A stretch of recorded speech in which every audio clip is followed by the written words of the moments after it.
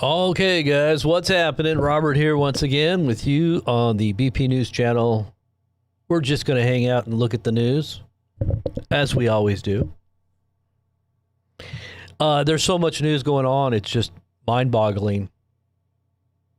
You know, it's like you got to try to make sense of it all. A lot of people don't have time for that. Maybe that's why they like this channel, because we kind of condense it in little, maybe in bite-sized little sound bites. I don't know. I try to focus on what I think is important. So, you know, all the stuff that I look at, I'm trying to maybe, you know, narrow it down to the most important things, maybe. And there's so much more to look at, you know, and try to put the pieces together for what does it actually mean in the big scheme of things, you know, like what does the news, what is it actually pointing to? Like, and how does it affect you and how does it affect me in our everyday life? Because a lot of this stuff is like the Truman Show, you know, like you got to kind of wonder if it's just not, you know, made for our own consumption and to sell ads and to, you know, game the markets and, you know, really is it even of any consequence to us personally? But I think the things that are affecting our personal lives are definitely things we need to be paying attention to in our families and ultimately our soul, because this really does have a lot to do with the soul and the ultimate destiny of every human. It is his story, as they always say. It is the story that God himself writes in your, you know, in your time. It's your history, but it's actually God that writes it. You know, his story. It's his story. I always like that. When you really look at what's happening behind the scenes, you can kind of see the hidden hand that is guiding everything. So news just continues to, you know, trickle out here, and I just keep looking at all this stuff that's just hitting. You know, it's very easy to get sidetracked here, but oh my goodness, that's crazy. It's just sensational news everywhere. You know, it's like AI. You know, they call it the AI slop. They call it AI slop because it's just putting out a huge amount of sensational, nonsensical, disconnected, you know, mechanical information. You know, and it can actually look very good, you know, if it's in the right context, I guess, if somebody is utilizing it in the right way. But mostly, you know, if left to itself and just giving it the rule and the rein and the direction that you're following the AI, then it's going to be just a bunch of, you know, misdirection and misinformation. Ultimately, it does become disinformation, because I think it's crafting a narrative that is machine driven for goals and purposes that aren't human. It's really not human and or God. Ultimately, God does have a say and has sway over the soul. But with all this new technology, you got to kind of wonder, because I mean, they're already doing implants and things where they're reading your thoughts and your feelings and your emotions and your physical body, you know, the workings of your physical body, and transmitting it via the internet, you know, or you know, to your doctors. I mean, they got all this stuff now that's coming out. It's just so crazy. But anyways, we're going to get into the news, and I've got a whole bunch of news to look at. I think that we're on the brink of seeing, they're saying, and I was listening to a general and a few other commentators talk about imminent conflict in Iran, that we're on the cusp probably by Monday. It may happen this weekend, but it's likely, they said by Monday, that we'll see some operations unfold and all-out conflict with lots of missiles. They're saying a resumption of the war, with U.S. probably initiating, unless, of course, Iran decides to initiate, because, you know, they might see what's coming and try to preempt it. I don't know. But there's been just nonstop deliveries of transport, armaments and weapons nonstop since the ceasefire. So this is all building up to an imminent conflict, even though they're saying in the news, there's going to be a deal. We're going to have it's going to be nice. Trump said that today. It's going to be very nice. I think we're almost on the brink. It's just like you can't believe anything that's being said. But the actual, people like McGregor, Colonel McGregor, that's one of the ones I was listening to. I'm going to share with you what he said. And some other commentators are talking about this, and you can see the buildup. Obviously there's just data that's showing all the flow. I mean, look at what Trump's doing right now. I mean, they're turning all of the major car manufacturers into it's just like World War II. They're manufacturing weapon systems, weapons, vehicles, military vehicles. I mean, what is going on? I mean, this is a wartime economy that we're transitioning into, and so they're building up and preparing, and the public has no clue. They're still hoping that this is where that hopium comes in. We're just hoping that everything's going to get better, and they might throw a little bone here or two. We did this and we did that and we bend over backwards to try to make this work. Even though we've assassinated the whole upper echelon of the government, the military, and their religious, authorities, and we've basically decimated we're actually going to really decimate the critical infrastructure now. This is what's the next wave, is we're going to go in there in the next few days, and they're going to probably level critical infrastructure. They're going to go out, and this is going to be a humanitarian disaster. And if that's what they end up doing. So I could see that there might be a limited boots on the ground kind of incursion into that island where they have all the oil.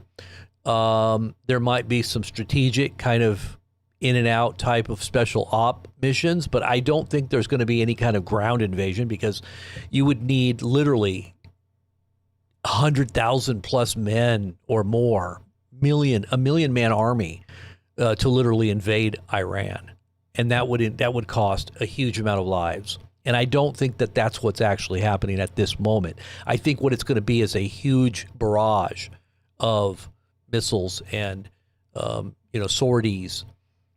And who knows what else? They may even use tactical nukes. Trump just had a meeting with Netanyahu today.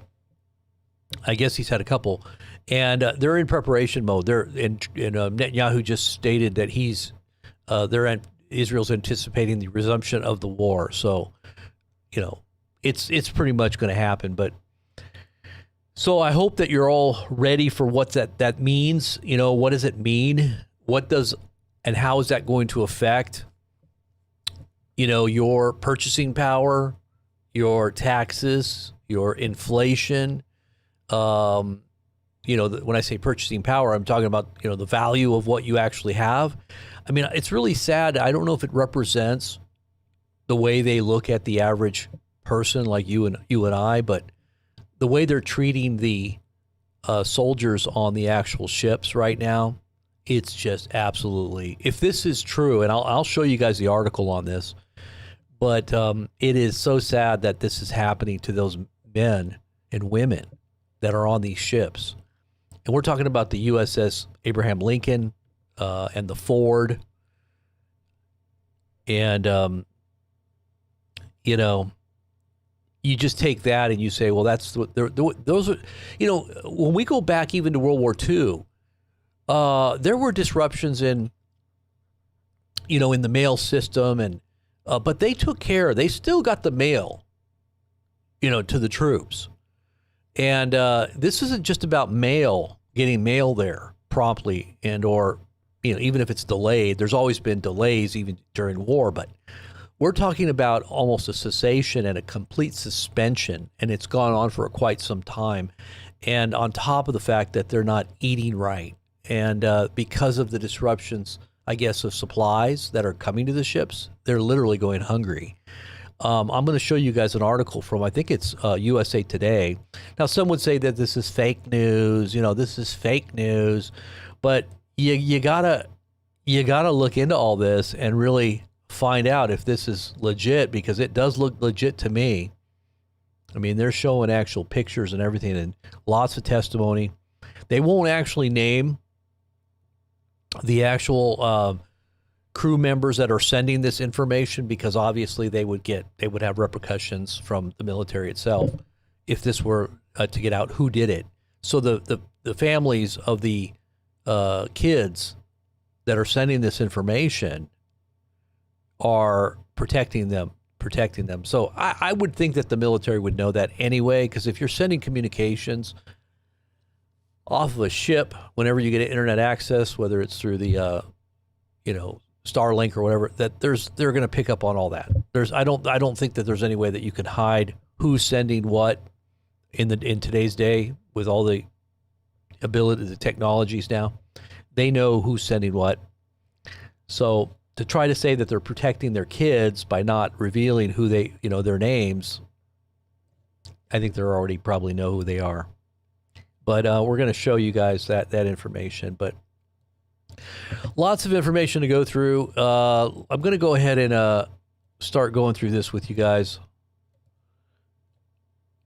Let me make sure I don't have the wrong sites up here, because I got a lot of links up here.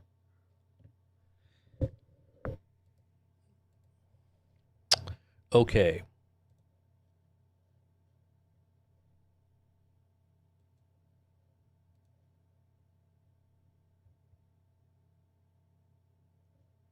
Yeah, there's a lot of news. We're just going to kind of take it a little bit at a time here. Let's just go ahead and play this clip.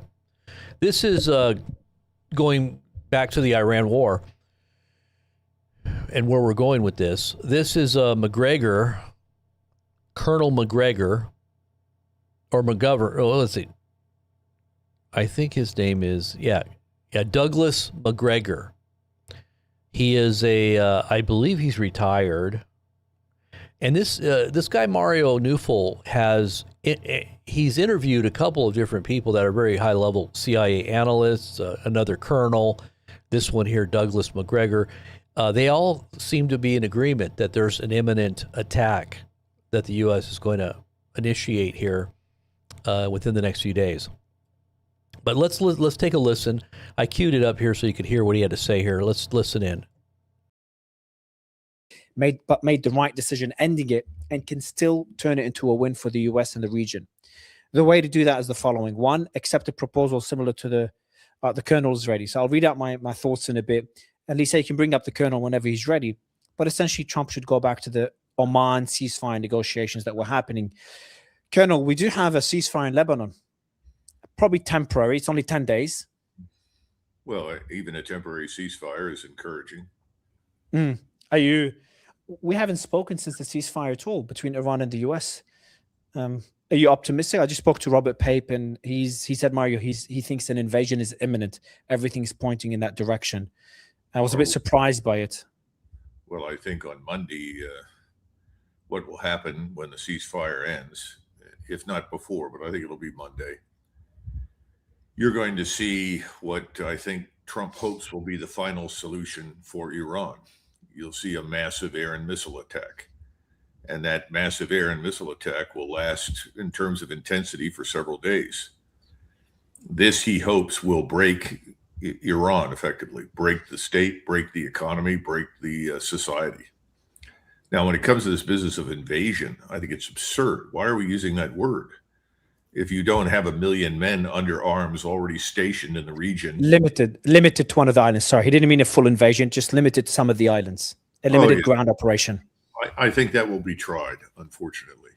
Whether or not it succeeds depends entirely on how can they get in there. I mean, if you look at the current so-called blockade, the blockade is about 500 miles away from the Strait of Hormuz. So if you draw a line across the ocean from virtually the border between Iran and Pakistan over to the edge of Oman, that's about 500 miles out. That's where the blockade begins. Now that's that is a demonstration of the effectiveness of the strike zone that Iran has created around its country. In other words, if you move ships beyond that 500-mile limit into a range of Iranian missile and unmanned system strikes, then you're likely to lose some of those ships, or they'll certainly be damaged and put out of action. So that is a demonstration, frankly, of the problem that confronts anybody who wants to bring ground troops into the Persian Gulf. How do you get them in there without being detected? How do you assemble them and pick them up and then move them over to these islands without being detected, targeted, and ultimately hit? Once you're on the island, how do you protect anybody that you put there from the various systems available to strike the islands? Yeah. And then ultimately, what difference does it make? What difference does it make if you can sit on that island with some infantrymen? What do you expect those poor soldiers or Marines to do? What? Whoops! I clicked the wrong link. Anyways, basically, I think I lost the feed there. What did I do with the feed? Anyways, so you get the gist of it. Basically,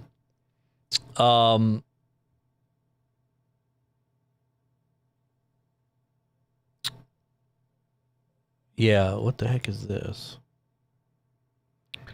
D4VD has reportedly been arrested months after the teen girl was found dead in the trunk of his Tesla.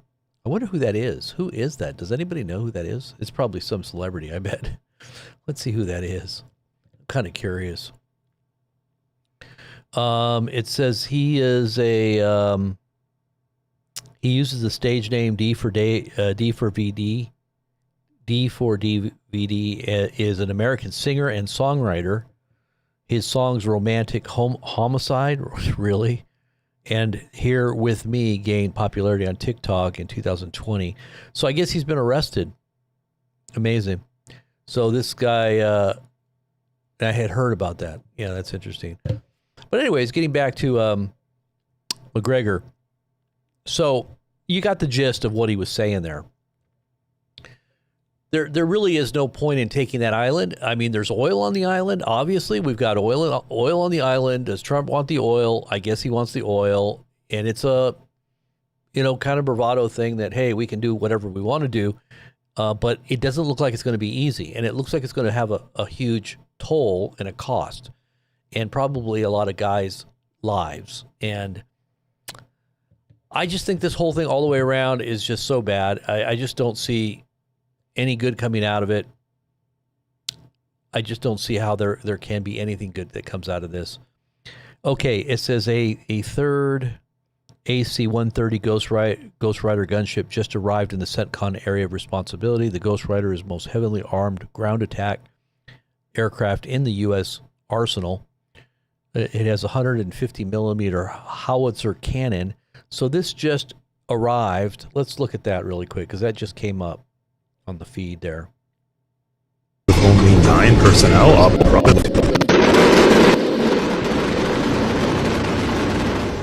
This is the inside of the Ghost Rider AC-130J gunship from the view of the gunners. The most advanced AC-130, it's loaded with guided munitions and 30mm and 150mm cannons. In this clip, we see the full process of loading and firing its M102 cannon. Despite all its weaponry, a specialty crew of only 9 personnel operates the whole gunship. The Ghost Rider variant is the only one still active, with the other 5 variants since retired.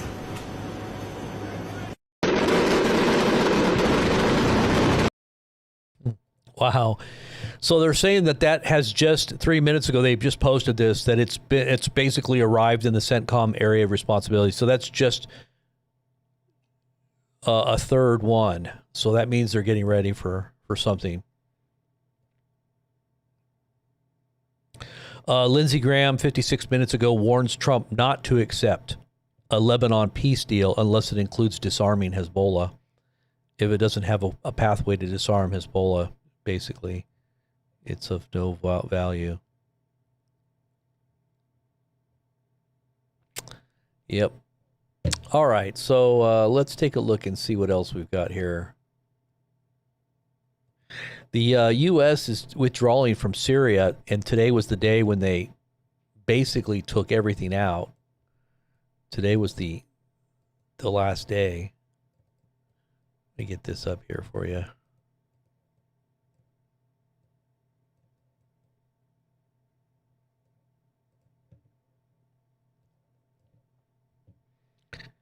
They reportedly exited via Jordan and Damascus to take over the last U.S. held base. And I guess they just ended up destroying any equipment that was left behind. They're not going to leave it there. They just ended up blowing it all up. It says the last remaining U.S. troops in Syria left their base in Hasaka on Thursday, ending a 10-year presence in the country aimed at fighting the Islamic State group. Following the withdrawal of U.S. forces, the Syrian military entered the last base previously under American control, known as Qusrak, which included an airstrip. The Syrian official told MEE that the withdrawal had been completed.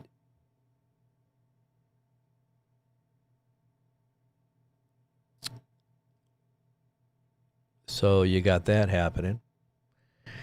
And maybe they're moving troops for the new war. I don't know. You know, I have a feeling that we're going to pull out, or something's going to happen where either it's going to escalate really bad. This is my prediction. I was going to give a few predictions here.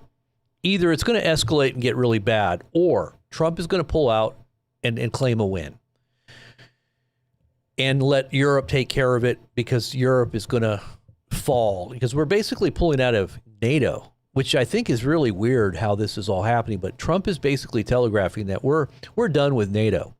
He totally, completely took Spain to task today for colluding with China and said, you know, that they weren't there for us and they didn't let us use their airstrips. And so we're done with Spain, right? We're done with Spain. You know, Turkey and what was the other one? France and Italy are all now in agreement on a possible reining in of Israel. So you got our NATO allies like turning on our policy of aiding and abetting and facilitating these attacks on Iran and Lebanon. You know, like, so there's a whole big disconnect going on right now.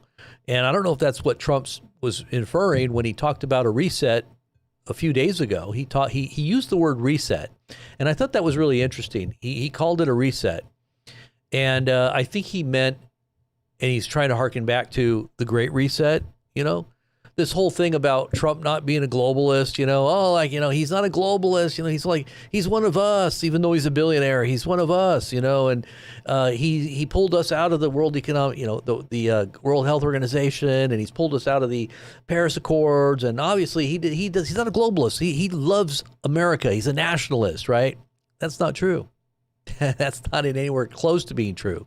He is working with the World Health Organization. We made a pact with them again for this new round of what they say is another type of COVID that we're going to submit to their organization's oversight of how they're going to administrate that new pandemic. This is what just happened. And not to mention the fact that we're submitting to the World Economic Forum's ideas and their, you know, influence over our country. The World Economic Forum. Why do you think Trump went to Davos? Why do you think they all called it Trump's New World Order? They were basically dubbing it the Trump New World Order. Now, it's really weird how Christians are now all coming on board, whereas they were all supporting Trump, they were all backing Trump, all their pastors and their leaders were praising Trump and saying that he was God's man and that he's, you know, ordained, you know, by God to lead the country. And I do believe that he's ordained by God, but I don't believe that he's God's man. I believe that just like anybody throughout history that was used for God's purposes, whether they were ignoble purposes or noble purposes, it could be that, you know, it could be a son of perdition type of purpose, you know, but he still, you know, Jesus called Judas friend. He called him friend and told him to go do what he had to do quickly. And it was all preordained that this was supposed to happen the way it did. So, like I said, I'm not doubting that Trump's not where he's supposed to be, or that he's, but I don't think the reason for why he's there is what a lot of Christians believe. So now you have all these Christians now. You've got Charisma Magazine. You got USA Today. I think this is USA. No, this is the other article. This is Charisma. Let me see if I got the right one here. This is the Christian Post. Let me see if I can pull it up here so you can see it here.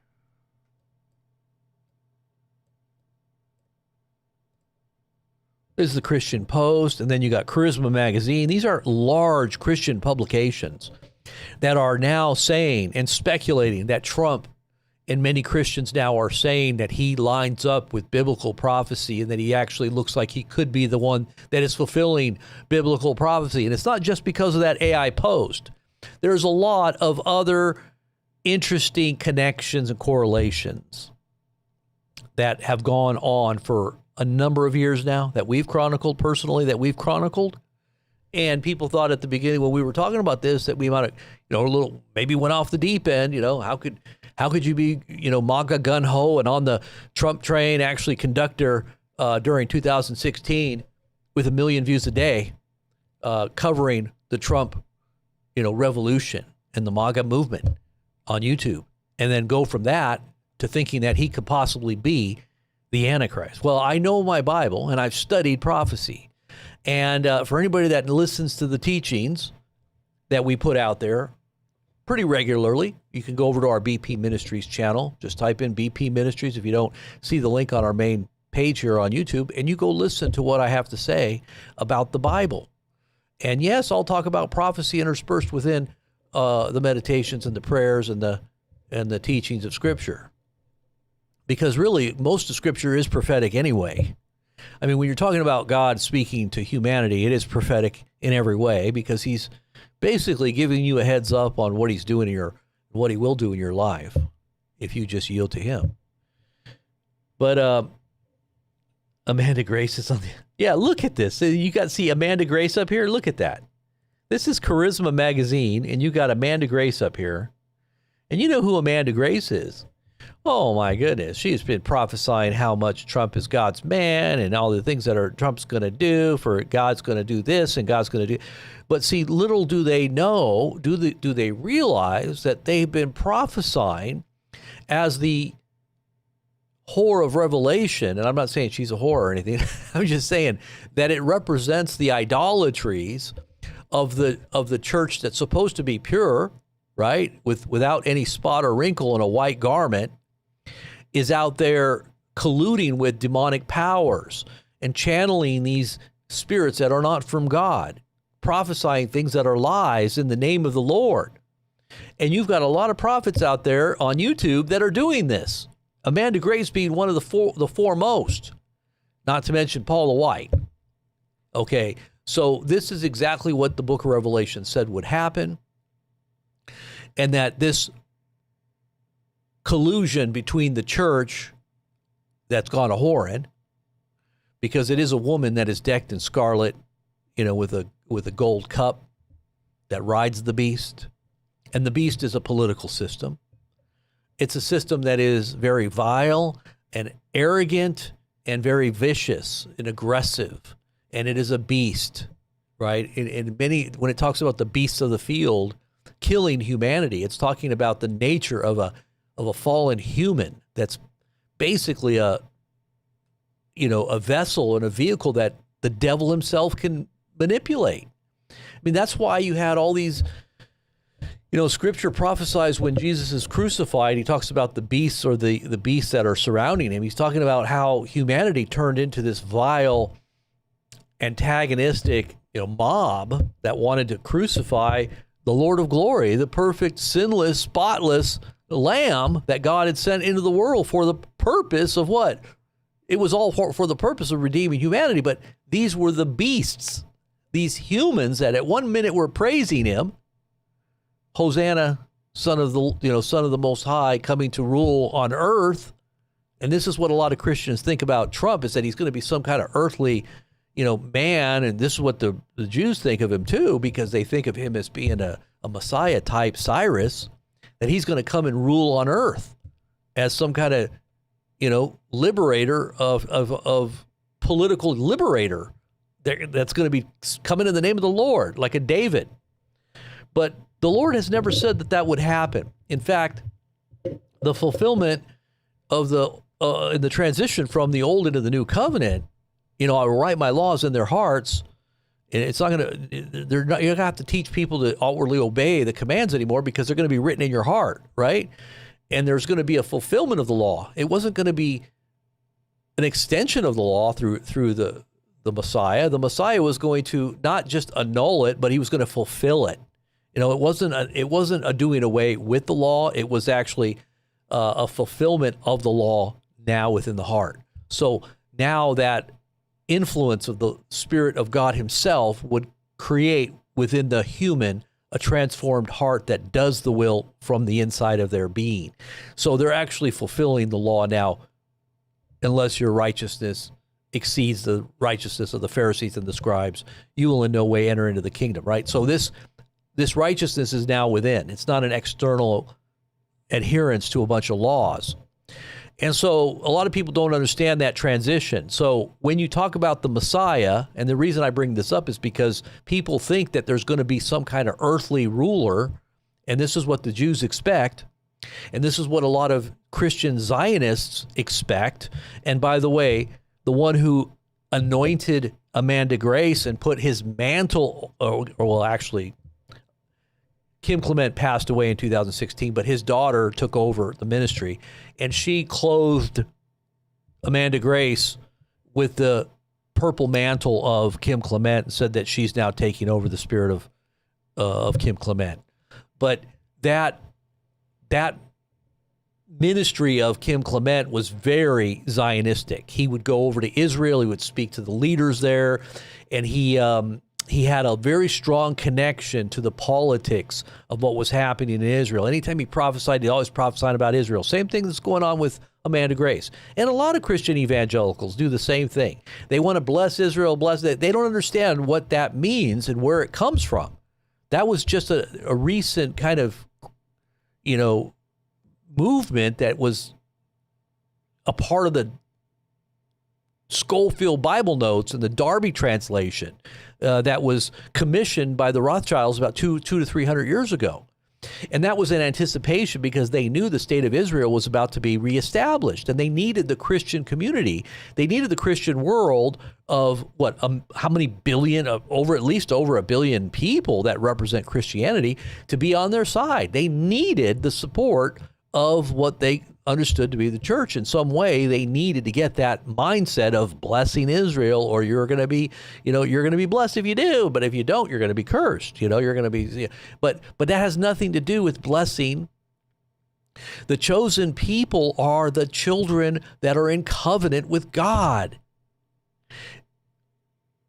When you see that the Messiah came to his own, and his own received them not, they rejected him, they're no longer chosen.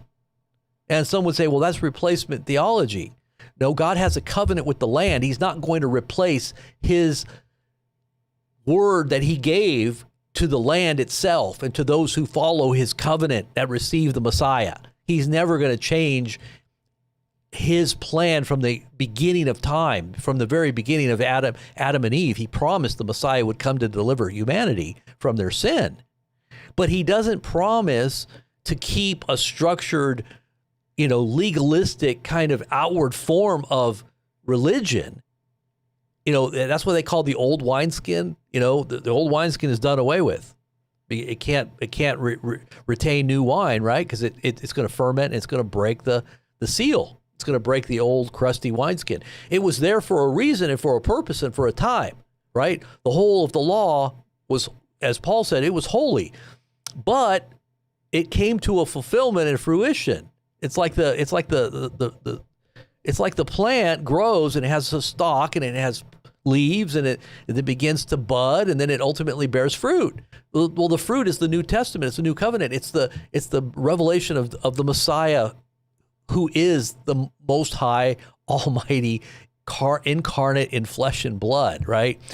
In the beginning was the Word, and the Word was with God, and the Word was God, and the Word became flesh and dwelt among us, right? And we beheld his glory, the glory as of the only begotten of the Father, full of grace and truth. That is the very essence of God incarnate.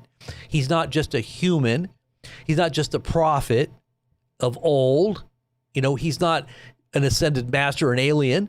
He is the incarnate God of heaven to redeem his creation. And that was the way it was intended from the very beginning. But the unfolding events of the old covenant were a wineskin. And it talks about it being a tutor, or as a child would be under tutelage. They're in a school with a master that tells them what to think, how to think, what to do, a structured environment as a child would have. But at a certain point, you come of age and you come into your freedom, right? You come into your liberty.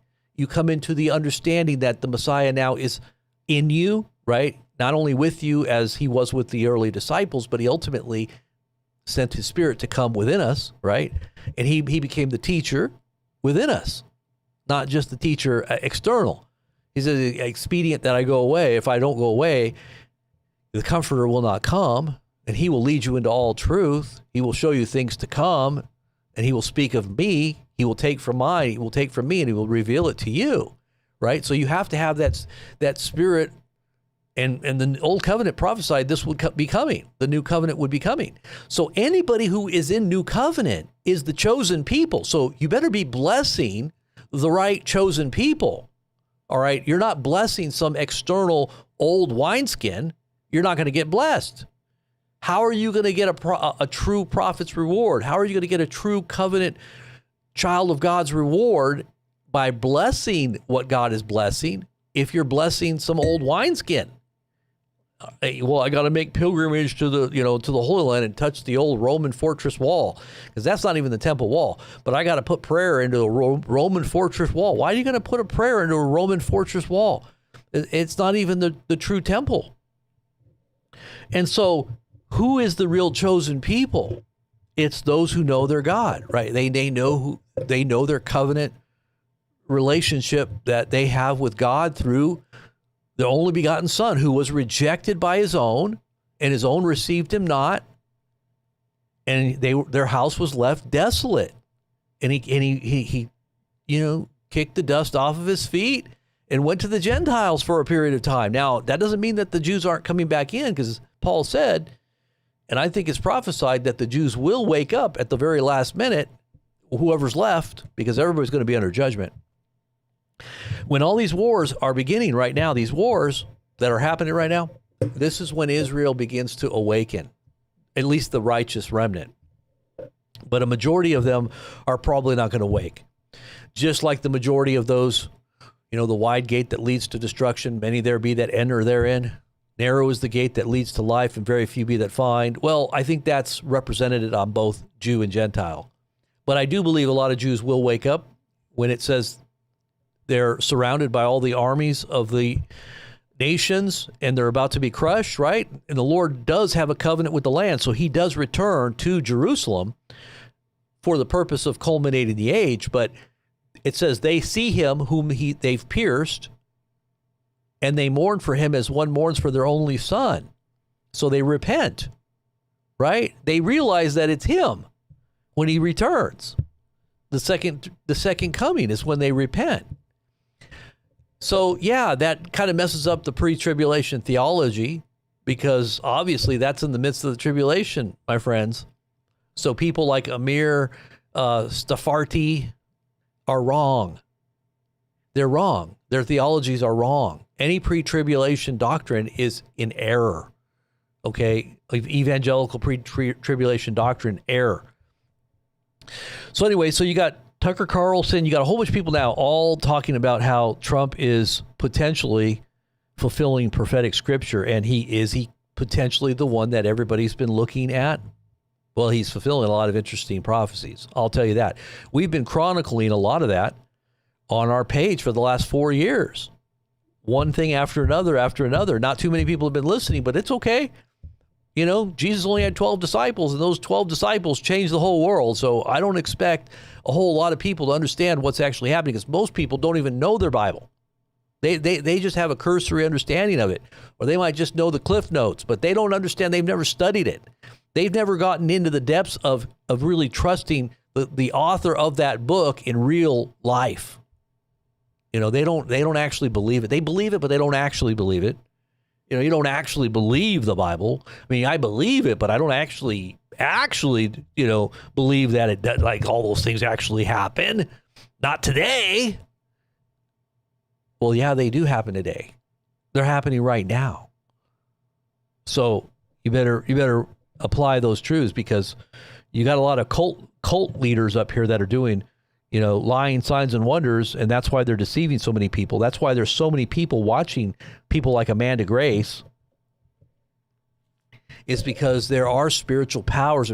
Hey, if you believe that there's aliens being disclosed right now, and that they're unveiling all this technology that's alien, and you sit here and listen to people that are, you know, muttering and peeping and giving you these false prophecies, and some of them might be a little bit, you know, this is the whole nature of false prophecy anyways, is there are angels of lights that come masquerading as the truth, but they're demons. How do you discern between the angels of light and the true angels of God and the true spirit of the Lord? You got to know the Lord himself. You got to know his word. You got to know what he's teaching all throughout the scriptures as a whole. So anyways, we got the Daniel prophecies, Tucker Carlson talking about this. Tucker said, for Tucker Carlson, it says these verses felt strikingly relevant to current events. Well, yeah. I mean, if Tucker Carlson would listen to some of our teachings, he would be really convinced over the last 4 years. If he has gone back and had heard and understood the Bible, and as we understood the different signs that were unfolding, I mean, I could go through it right now and chronicle a bunch of them. I mean, the October 7th, that was a week ahead of time. We basically got that one from the constellation, and the green comet that was actually coming through Virgo 1 week before the October 7th attack. And that all coincided with a whole bunch of signs. I mean, even the Alaska flood, that was a part of the sign. They even named it after the actual, you know, constellation. And the green comet was called the wise man child. That's right there in Revelation 12. And sure enough, a week later, it was confirmed by the actual event itself, a big war. And this is where we're at as a result of that war that began in Gaza. We're here where we're at now. That's all a part of the chain of events that started. And we called that a week in advance. You can go on our Rumble channel, September 28th, and you can see I talked about it. And by the way, we got into the depths of talking about it on our fellowship, which was more of a private kind of gathering, but you can see that I mentioned it there if you go back and look at it. Some of the other signs, the February 26th, I think it was the February 26th sign, 1,260 days from the time that he signed the covenant with many, which was the Abraham Accords. That is actually spoken of in Scripture, chapter 9 of Daniel 27, when he signs a covenant with many. There's going to be a period of 3.5 years where he's going to break the covenant midway. Now, we chronicled 1,260 days from the day that he signed it, which was September 15th, 2020, is when he signed it. And why do we say it's a covenant with many? Because Abraham is the father of many nations, and a covenant is an accord. So Daniel basically called it the Abraham Accords. He said he's going to sign an Abrahamic accord.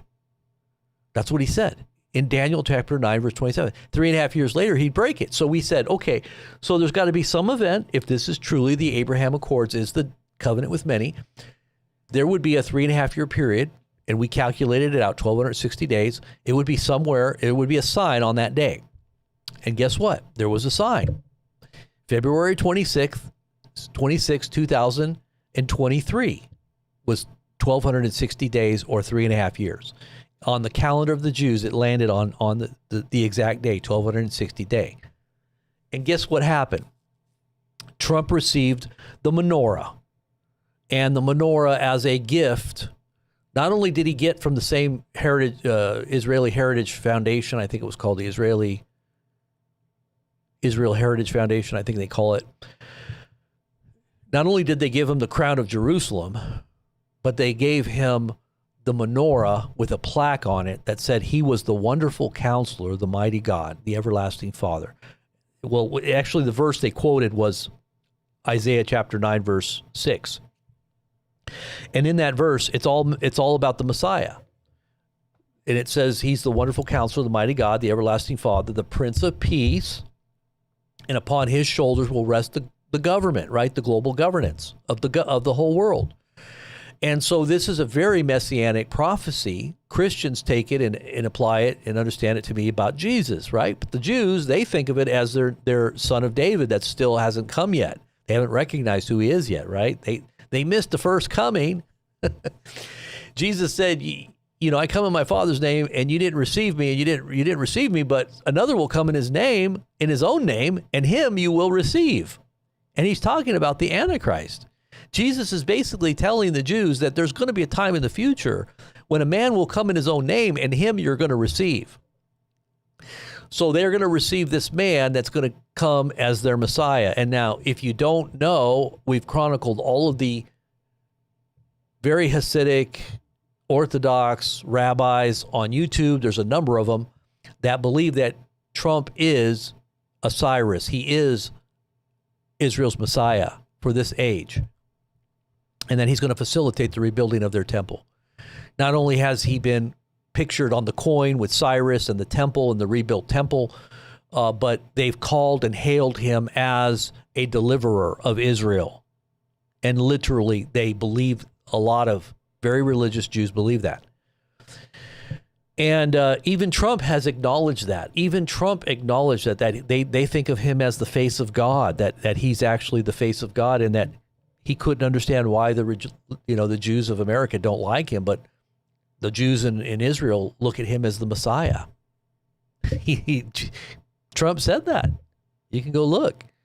And there's been a lot of people that have praised him as if he is the Messiah of Israel. And there's a lot of stuff that we've chronicled about this, and I could go on and on and on. I don't want to go, I'm sitting here going past all the news here, but this is just to show you, what's happening here. So this here is the Charisma, and this is the Christian Post. So you're getting huge publications, and a huge majority of the Christian population now is questioning about what's going on with Trump. All right, so let's move on. Otherwise, I want to keep on preaching here. They are draining. Trump is draining our strategic petroleum reserves. I think they call it the strategic oil reserve, which is a place where they put all of the, the reserve oil in the ground. I guess they put it in these big, underground vats. I don't know if they're like old salt mines, and they just fill these things up, and there's so much in there that if we ever needed to access the oil in a time of crisis, we could pull it up and refine it during a time of war or crisis, right? Well, at one point, I think we had 700 and something million barrels of oil in there. And now it's at 400 to 450. I think it's around 415, I think is what I heard. 415 million barrels. But Trump is going to sell, I think it's 150 million barrels of that oil. Let's see if this is the right article here. No, this is the wrong one. Let's see if I saved it here.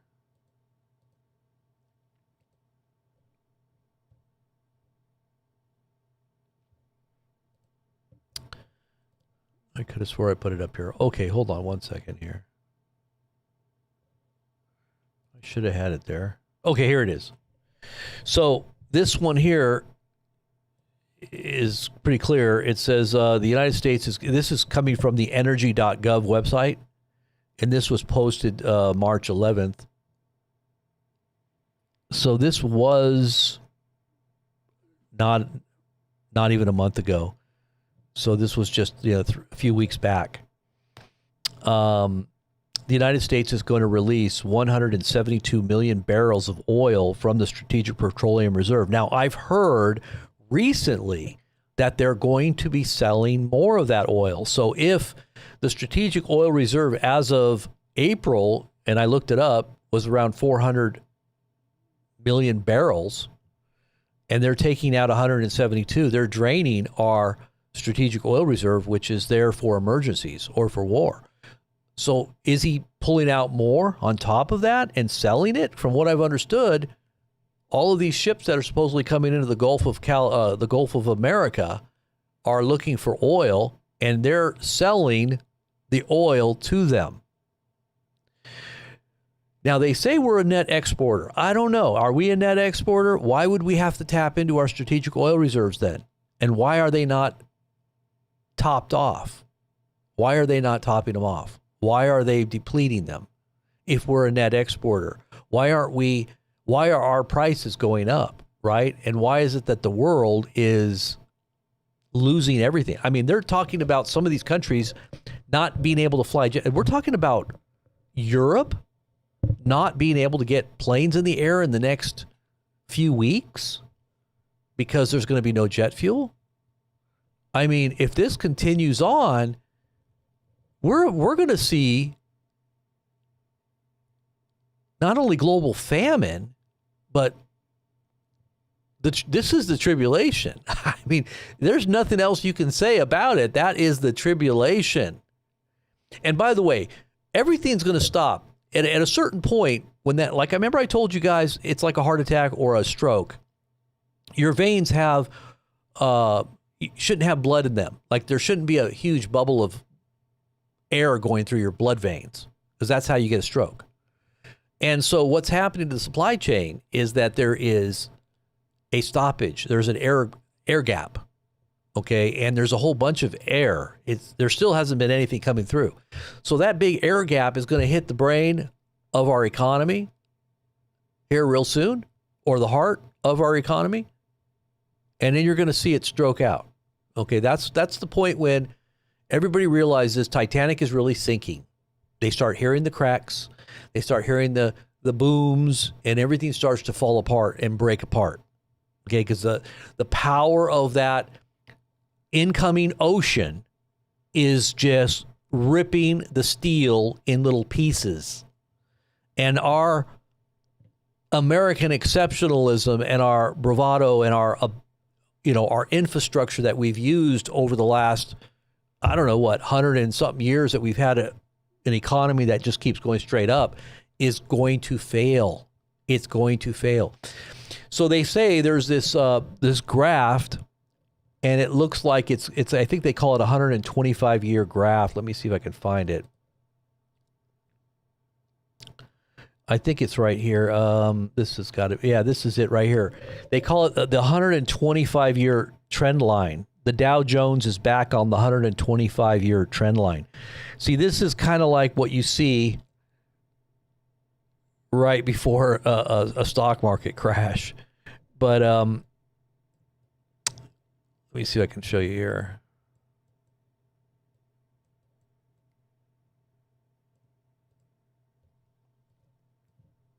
So here you have 2008. I don't know if you can see it. Let me put my cursor on here so you can see where I'm pointing to. I knew that would happen. Okay. So here's my cursor here. Okay, so here you have 2008. This is the crisis of a stock market crash when it went down 777 points, right as Obama was coming into office. And you had this little crash here, right? And it started going back up. So we haven't really had too much problem, except I think this was like COVID right here. This was COVID, this red here. Or maybe this was COVID right here.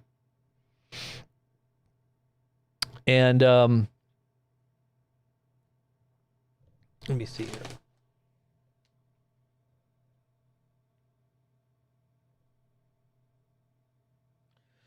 Yeah, and this is probably the supply chain break here, right in here where it goes back down. We had a big problem with the supply chain.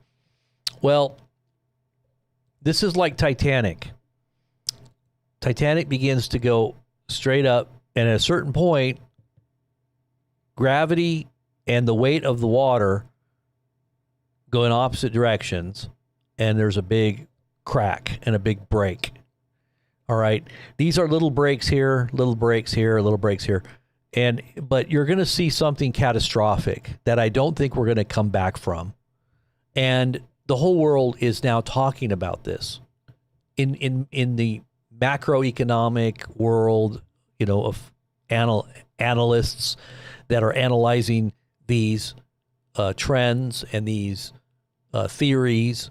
There's that milkshake theory I told you, I posted on the channel. If you go back and look at the milkshake theory, you'll understand a little bit about how it works. In fact, I put a clip in there that's explains it just for a kid in kids' terms, so that anybody can kind of get the gist of what the milkshake theory is.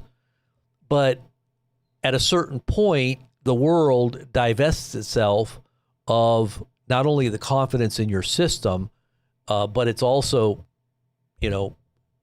wanting to get out from underneath that control.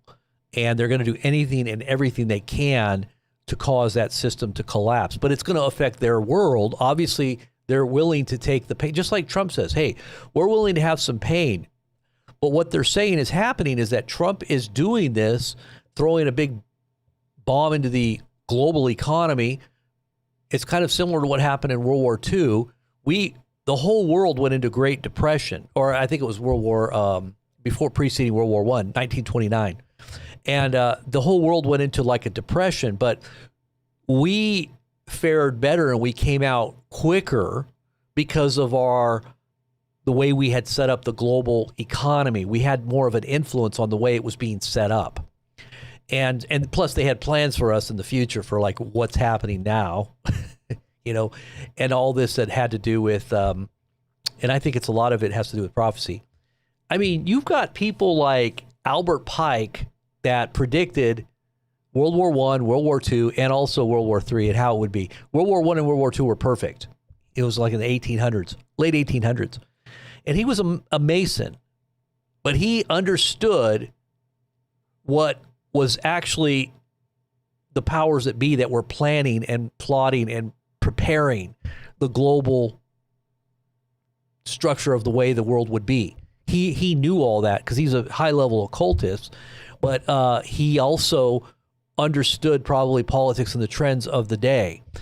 And he put it all together, and he wrote a book called Rules and Dogma, I think it's called. Dogma and Rules and Dogma. Is that what they call it? Somebody might know what it's called. Anyways, so during the stock market crash, we kind of positioned ourselves in the global economy to come out on top, even though we were affected by it. And that's exactly what Trump is doing now, this is what they're saying, is that he's effectively saying, hey, we're all going to suffer, but you're going to suffer a lot worse. The rest of the world is going to have to get back on board with us when all is said and done and everything falls apart. We're still going to be on top, the way we're going to try to position ourselves here in this whole thing. But it's going to be bad. And this is why I'm trying to give you guys a heads up on what I think is coming. Now, in 2008, I told my dad, and I knew and I'm not an expert in economics or anything, but I was listening to the right people and I could see what was happening. And I knew there was going to be some kind of big pullback and/or crash. And I told my dad, I said, Dad, I think there's going to be a big crash. You might want to get out of any of your stocks that you have at the time, 401k or whatever. And I said, you got to get into gold. You got to buy some silver or gold, Dad. And, silver didn't really, I think it did go up at that time, but I think it went up more around 2011-ish. But that was in 2007, 7-ish. I was telling them that. I was like, the economy's going to crash, and, you know, it's going to affect real estate. You know, you be careful with the real estate. If you know, this is going to affect everything. And he probably, I don't think he didn't believe me. But after the fact, you know, it all panned out. Everything that I did say actually happened. But it was because of this trend that we see happening even now. This is going to have a correction. This what you see up here. There is going to be some more of this. And who knows how far this time? How far down this time?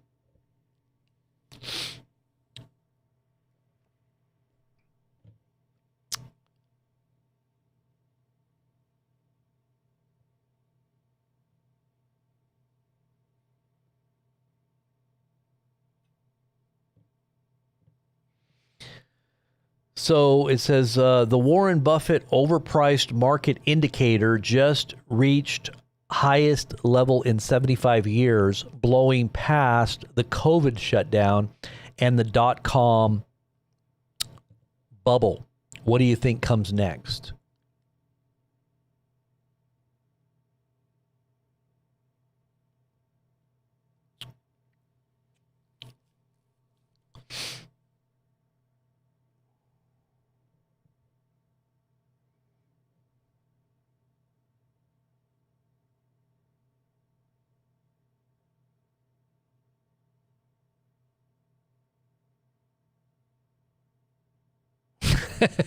A higher low, a higher high, a higher low, a higher. It should be a lower low. I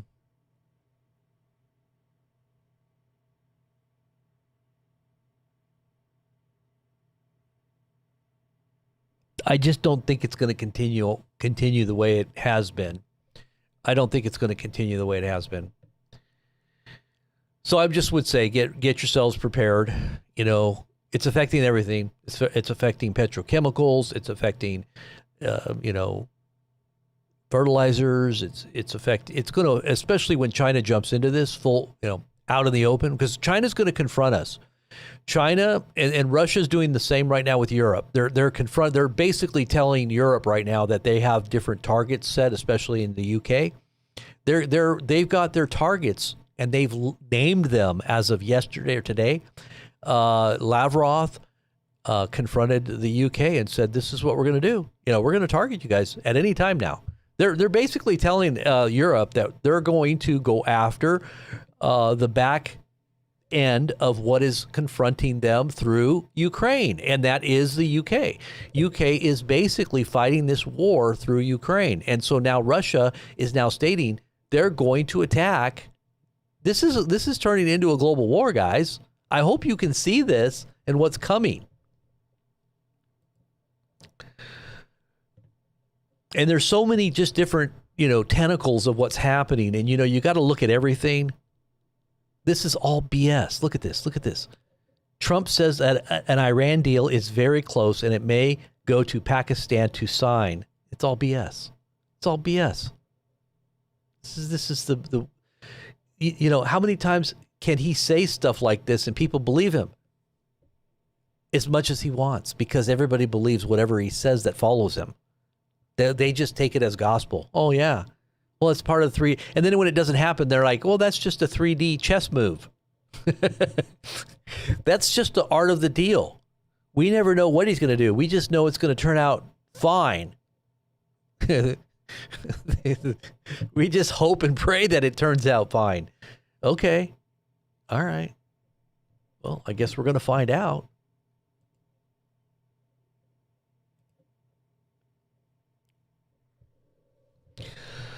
Let's see. He was going to go to Delhi, a seasoned diplomat. Okay. So this is where Trump says,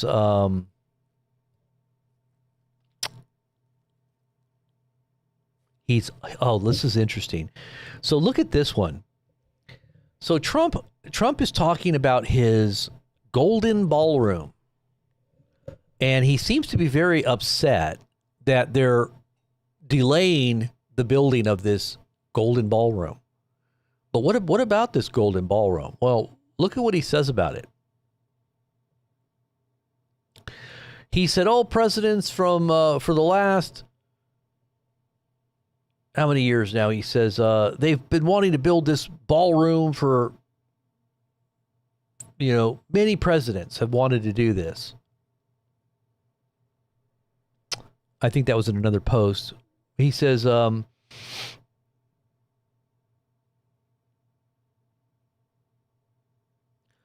this ballroom is desperately needed by the White House and its future presidents. Due to time constraints, I will barely get to use it. Yeah, right. He says, and he wants me to build the underground portion of the ballroom without the above ground portion, but the underground doesn't work, isn't necessary, and it would indeed be useless without the above ground sections. The underground portion is wedded to and serves the upper portion, including the bomb shelters, a state-of-the-art hospital, and medical facilities, protective partitioning, top military installation structures and equipment, protective missile restraint steel, columns, roofs, and beams, drone-proof ceilings and roofs, military-grade venting, and ballistic, and blast-proof glass. He's talking about what they're doing underneath the structure of the ballroom. He's preparing for World War III. I guess there's nothing like that in the White House. I don't know. So it goes on to say,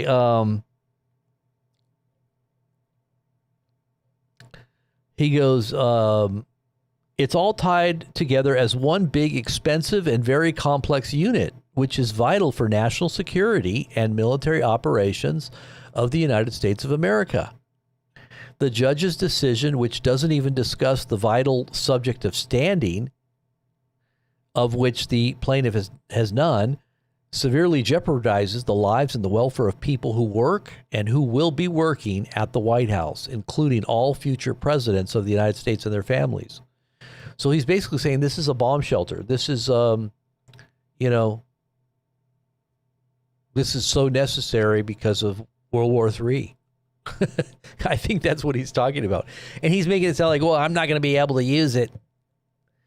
I think he really wants it for himself, because a lot of people don't believe that he really intends to leave once World War III starts. Okay, so what is this one here? Let's see. Oh, this is Trump's MAGA store online. The MAGA store sells everything that has to do with Make America Great, right? Shirts, hats, everything. It's like the whole store of everything and anything you can think of that they monetize that has something to do with MAGA. They're shutting it down. Why? Because nobody's buying anything.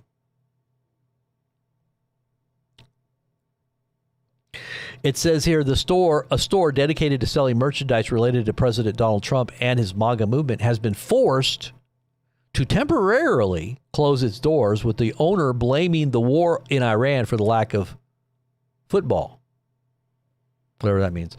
So he goes on to say that she said, sorry, the Trump Truth store is closed until further notice. And she since explained on the Chicago Tribune that sales of her range of political T-shirts, memorabilia have fallen through the floor since the president launched his Operation Epic or Great Wrath, Epic Fury airstrikes on Iran. And then it says it killed off public appetite for red caps, flags, and God, guns, and Trump shirts. It's like, what happened? Anyway, she says sales were really, really slow. It all started with the war. It was dead as a doornail the minute that happened. Actually, it was dead as a doornail once they realized that he's actually the president, the peace president that's actually looking just like the biblical Antichrist, that's when everybody started realizing. See, now, Tucker Carlson does mention 2 Thessalonians chapter 2, verses 2 through 3. He mentions 2 Thessalonians chapter 2. You know how I've been talking about 2 Thessalonians chapter 2 for a long time? The revealing. I keep telling everybody, 2 Thessalonians 2 is it. All of you pre-tribbers out there, this verse is for you. And it's happening right now. I've been saying that for about a year now, or at least a year, where it talks about how this man of lawlessness has to be revealed first, and then there's a great falling away or a great apostasy. You know, there's a big departure from the faith because they're disillusioned, right? They're riding the political beast and they get devoured or betrayed, as it says, betrayed. Well, they betrayed us. Oh, yeah, because he doesn't need you anymore, okay? And so the betrayal takes place, and he devours the woman on his back, right? Because he's a beast. You know, you knew he was a snake when you took him in. It's your fault. You know, you knew, foolish woman, or as the Bible calls, sleepy virgin, right? The sleepy virgin church that rides the political beast is now being devoured. And we tried to warn people, like people that are following people like this, Amanda Grace,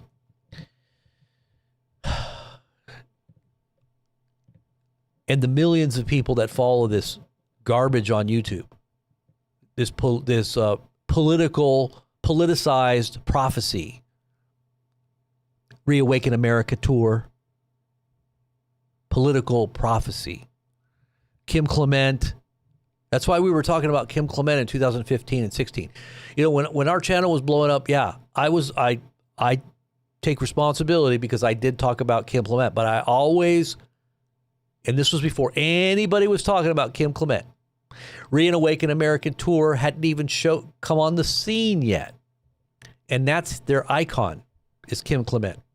That's the icon that he's the overarching angel that watches over the movement, right? And so I started talking about Kim Clement, but I always cautioned everybody. I said, if these prophecies are true, it could be that he's leading people, or the Lord is, as it says in Deuteronomy, is giving you a false prophet, even though he says things that are true. The Lord your God is sending this prophet to you to test you, to see whether or not you love the Lord your God with all your heart, soul, and strength. If he teaches you to serve other gods, even though everything he says comes to pass, he teaches you to bow down to the idols of mammon, prosperity gospel, or this kingdom now theology, Seven Mountain Mandate, you know, political kingdom on earth Messiah. The Lord your God is testing you to see whether or not you love him with all your heart, mind, soul, and strength. Jesus said, my kingdom is not of this world. If it were, then I would have militaries. Then I would have uprisings. Then I would have political coups. I would have militaries fighting for me and for my cause, and we would establish a kingdom. But my kingdom is not of this world. So anybody that promotes a kingdom outside of the gospel, the Bible says the kingdom of God is within you. Don't say the kingdom of God is here or the kingdom is here. Jesus said, behold, I say to you, the kingdom of God is within you. And anybody that's born from the kingdom anybody that's not born from above, it says, cannot see the kingdom. So if you're not born from above or born again, right? Whatever that means, for a lot of people say that's a cliche. But when you're born again or born from above, then you have eyes that begin to see what this kingdom really is. And a lot of political Christians, evangelicals and charismatics, and believe me, I was steeped in all this for a long time. And I know there's a lot of good people in the movement that do truly love the Lord, but their false doctrines are poisoning their seeds that can poison their future development as a relationship grows with Christ. And you got to be very cautious and aware. And the Lord is well able to protect his own in the midst of it as they grow. I don't have any problem with believing that God doesn't have his people all throughout these movements, but that he's going to pull them out of it and they don't become one with that false doctrine. And by the way, Trump's like, well, I thought I was a doctor. Yeah, you look just like a doctor there. Dr. Jesus with healing powers in your hand. Dr. Jesus is healing. People were saying that looked like that guy looked like Epstein there. Like the guy that he was trying to heal. So why would Trump need to be healing our troops? Are they going to be wounded? Are they going to be dead? I mean, is he going to bring them back from the dead? What's going on here? What's the real reason for why he's doing this? Anyway, this is why a lot of people started wondering. See how it says 2 Thessalonians here? He then pointed out a well-known passage from 2 Thessalonians describing what Scripture calls the man of lawlessness. Now, remember, Trump said, I am under no obligations to follow international law. I follow the law of my own heart, and I do what I know is right. Right? He is a law unto himself. That's what you call lawless. You don't follow international norms or laws. So he basically said to the whole world, I don't need to follow your laws. That's why he has his International Board of Peace that he himself is the undisputed chair of, that he cannot be voted out. He's the one who created it. And it is the new UN. The UN is bankrupt, right? And he said, well, as long as you speak well of what we're doing, we'll continue to support you, to the UN. But the real arbiter of global peace is now Trump. Trump is the one that brings about global peace, right? But the Bible says he speaks as oil and as butter, but in his heart are drawn swords. And he comes using peace to make war. So there will be great rebellion against God led by that man of lawlessness. And this is what 2 Thessalonians talks about. This man will oppose and will exalt himself over everything that is called God or is worshipped, so that he sets himself up in God's temple, proclaiming himself to be God. Now, a lot of Christians are like, well, he hasn't rebuilt the temple. The temple is not rebuilt. How can Trump be sitting in the seat of the temple if he is the Messiah? Well, not only is he helping to facilitate the rebuilding of Jerusalem so they can get their third temple, but we're talking about the father of the vaccine. We're talking about the temple. The Bible says your body is the temple of the Holy Spirit. And anyone who destroys God's temple, God will destroy him, right? Well, how do you destroy the temple? Well, you begin to alter its DNA, right? Aren't they doing all these things now with this nanotech where they're starting to tamper with DNA? And yeah, they've been doing this for a while now, but now they're inserting, and this is what singularity is all about. That, remember how Elon was rejoicing that singularity has finally come, where the wedding of humans and technology has now happened. Now the image of the beast is now speaking, right? It begins to speak. It begins to animate, and its animation is through nanotech inside of the physical body. Elon said very clearly that this technology that came through COVID, and who's the father of the vaccine? Who claimed to be the father of the vaccine? Anybody? Anybody know who said that? They're the father of the vaccine. And one of the greatest miracles that ever happened on planet Earth was warp speed, right? Warp speed. Father of the vaccine in the vaccine nanotech. And what does that nanotech do? Well, do you have to put a computer chip in your brain through surgery? They asked Elon Musk. And Elon's like, no. We don't need to do that. We can just insert it through your veins and arteries. Oh, really, Elon? So we don't really have to do an invasive surgery? No, it sounds a little macabre, but we can stick it right into your jugular vein.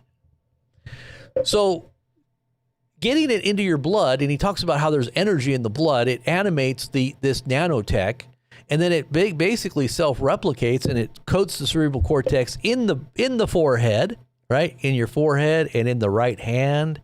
Remember? Forehead, right hand. Mark of the beast. Okay, so then it goes into your blood-brain barrier, coats the cerebral cortex, becomes the interface for the AI, right? You become like a motherboard is assembled in the brain. And all this technology is here. I mean, if you go to the patent, you know, and some of you guys may not know this, but there is a patent, a Microsoft patent, 060606 that was made in 2020. Why would they call the patent 060606? Oh, that's really interesting, isn't it? Microsoft patent application 2020 060606, often referred to as 0606 or sometimes colloquially linked to 666, is a real patent application filed by Microsoft Technology in 2020 of March. And lo and behold, that just happens to be right when COVID began, right? Well, what does this patent actually talk about? Well, this patent, when you go to it, if it will pop up here, what's going on here? Why isn't it here anymore? What's going on? Are they blocking this? What the heck happened here? It's like not even showing up. You got to be kidding me. I'm sitting here trying to, you can see it like kind of, that is weird. Okay, so I'm going to go to an archive version because there's something wrong. See how it's just blinking? Let's go to Wayback Machine. They can't hide it from me. I'll find it. You ain't gonna hide it from me. No, seriously, they basically, it's not working. Okay, so you go to Wayback Machine. This is how you find archive files here. Okay, this is archive December of 25. Okay, so here's the archive version. Oh, it pops off there too. What? I'm going to screenshot it as soon as it pops up. There we go. I screenshotted it. Okay, so I basically stopped it from going. See how I screenshotted it? But if I take the screenshot off, it'll go away. Watch. See? Oh my gosh. They don't want anybody to see this. Okay, so here, I'm going to screenshot it again.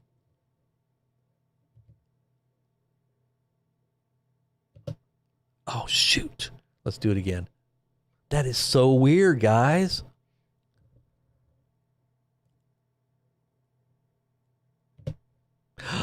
I can't do it. Hold on. I got to do it. I got to do it really quick.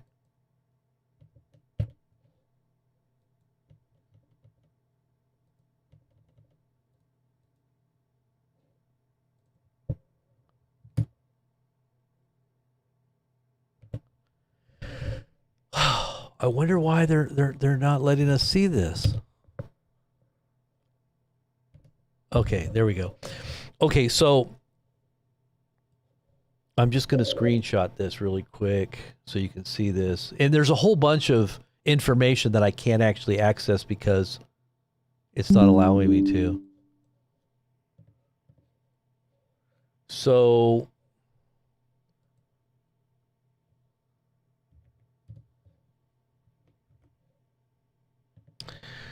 I put it on a, okay, so I put this on,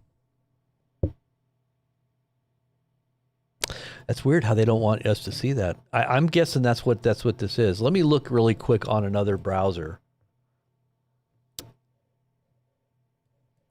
And I'll show you the screenshot here in a minute. It's a patent. And it talks about how nanotech, basically, it's a wearable or an implanted device, which could very well be the nanotech, and it rewards you with cryptocurrency for deeds or for actions that you accomplish, right? So it's a reward system for money, cryptocurrency, right? And so this is kind of like the precursor of possibly a reward system. You can't buy or sell. Say you have this mark, right? You have this mark. And what is the mark? Well, it's something that's in your physical body that marks you. And we've gone into the deep dive on that too. We've done some very deep, complex, studies into this with all the evidence.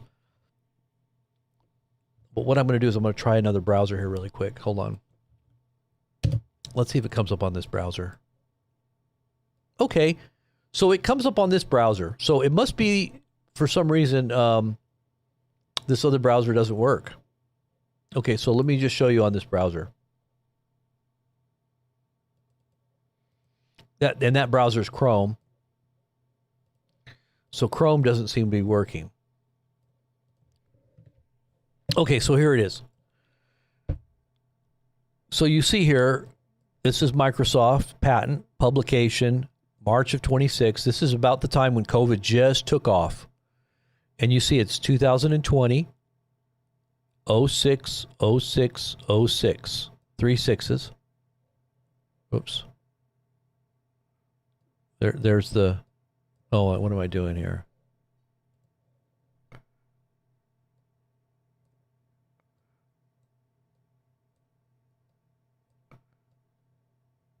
So there's the 3 6s are right at the end.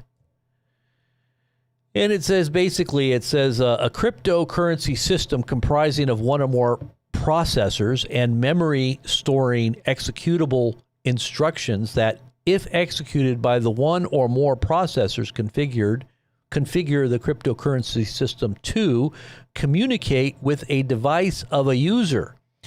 Now, this is receive body activity data, which is generated based on body activity of the user, wherein the body activity is sensed by a sensor communicatively coupled to or comprised in the device of the user. Verify if the body activity data of the user satisfies one or more conditions set by the cryptocurrency system, and awards cryptocurrency to the user whose body activity data is verified. So there you go. They're going to award you cryptocurrency, or the ability to purchase, buy and sell, right? So the Bible does talk about how this mark, you're not going to be able to buy or sell without it, right? So, and it goes into all the details of what this is, and you can just slow this down and read it if you want. I'm not going to go through the whole thing. I'm just going to put it up here for people to check it out if they want to check it out. But you can always just do a search on it, Microsoft 060606 patent, and then you can read it yourself. And this goes into all the details of what this is. I mean, if this isn't the mark of the beast, I don't know what is. And this is the father of the vaccine. Now, Trump, it looks like he had a heads up that this was coming. And there was a lot of interesting information that showed that there was a lot of pre-knowledge of COVID before it came. And there were things that Trump did to prepare for this in terms of laws that were enacted. And a lot of people chronicled all this stuff. I mean, a lot of people don't listen though. They're not listening to this information. I mean, look at how long this is.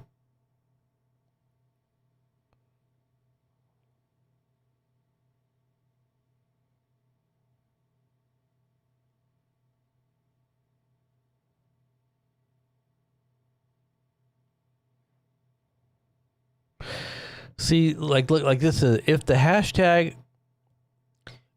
output is identical to the vector or hash received from the user device, cryptocurrency system network 150 awards cryptocurrency to the user as described in the above with respect to operation.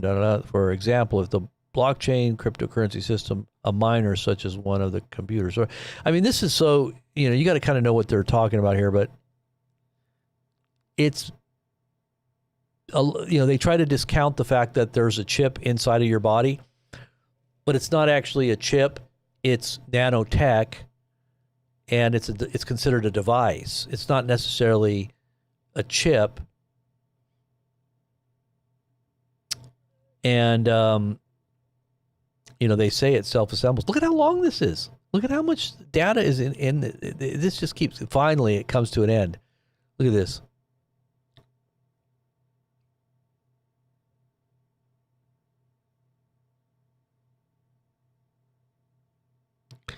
These are all the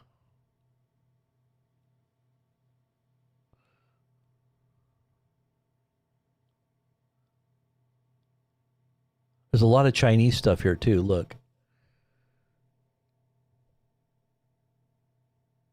A lot of Chinese stuff in here.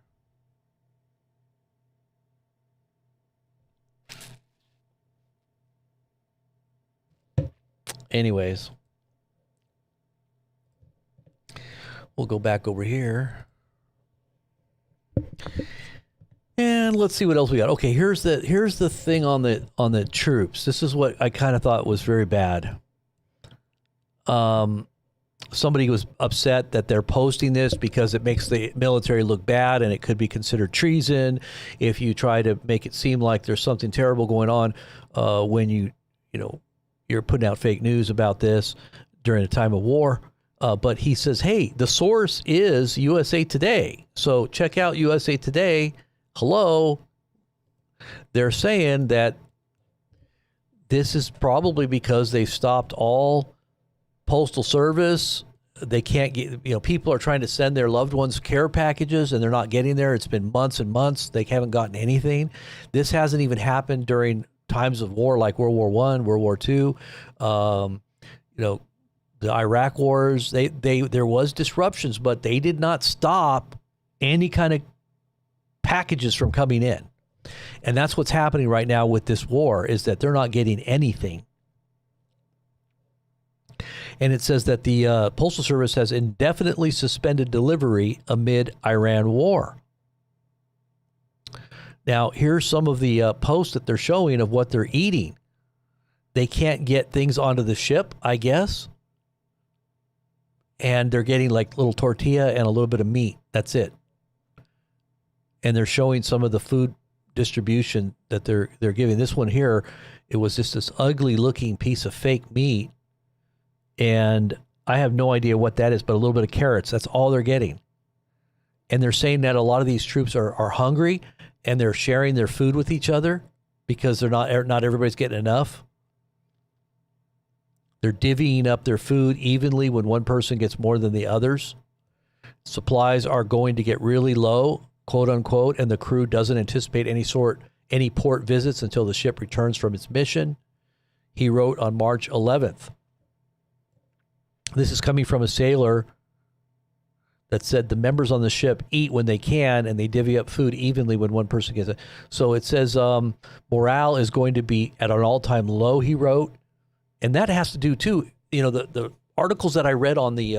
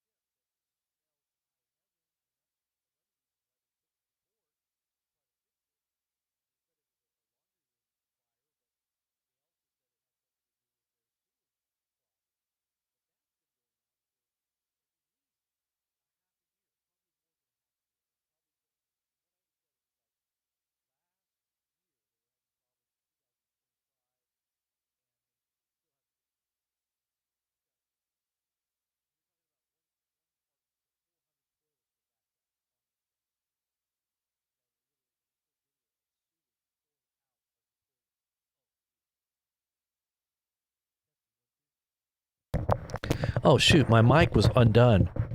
I'm so sorry. Okay, so it was unplugged. That's what happened. It wasn't that I turned it off. It was unplugged. I wonder how that happened. Anyways, so these poor guys. So it's a good thing my wife was watching, because otherwise I would have just kept on going on. See, that's why she needs to watch. Otherwise, I don't pay attention. Oh, Lord, I'm so sorry. How long has my mic been off?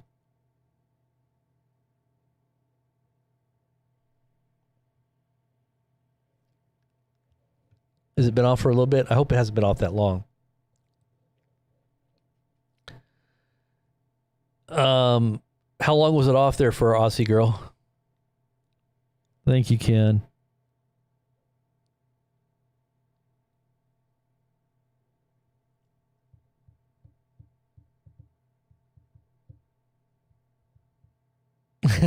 Not long. Oh, that's good. If it was only a minute. I was thinking it was a lot longer than that. Thank you.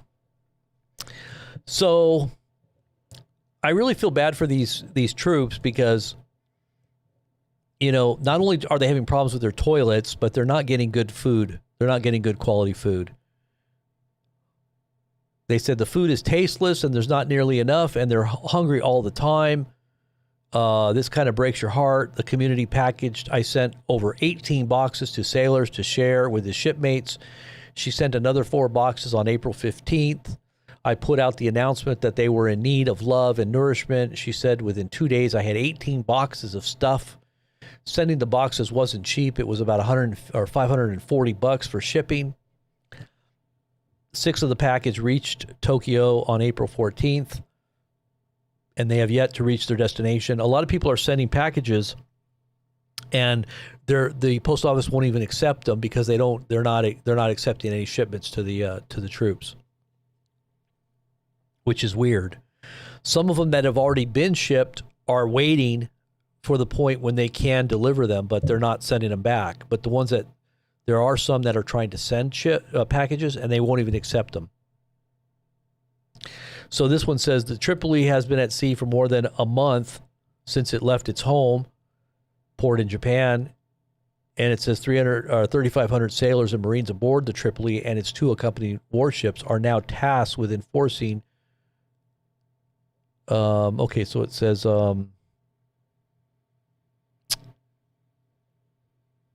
Yeah. Anyways, I read this and I was just really feeling bad for these guys.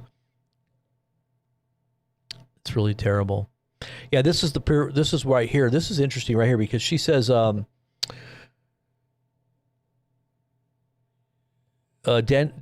Penrod, Treasury of the American Legion Auxiliary Chapter based in Edgewater, Maryland, said that she spent an hour at the post office roughly 2 weeks ago trying to send a care package to her nephew on an Army base. Now, these bases have all been hit by missiles. I think they've evacuated a lot of the bases in the Middle East. So she's talking about a base that her nephew is stationed at in Bahrain. She says, in the package was a grab bag of small pleasures to ease the difficulty of a lengthy deployment. And she names off all these things that she put in there. The auxiliary chapter gave Penrod $100 for postage. And okay. So then she sends it. It says, she said a postal worker told her she couldn't send anything to the military address that she had listed. She wasn't even able to fill out the customs form required to ship a package to a military zip code abroad. She left the post office, package in hand, and it's sitting in her living room waiting. So I'm kind of wondering if they're not accepting packages going to different bases in the Middle East because they're not being inhabited anymore, because I know a lot of those bases were evacuated. A lot of them were hit and were badly damaged. They said almost all the bases throughout the Middle East were targeted by the Iranians. So it says others in the auxiliary chapter who had sent care packages to service members for decades has never seen such delays and suspensions.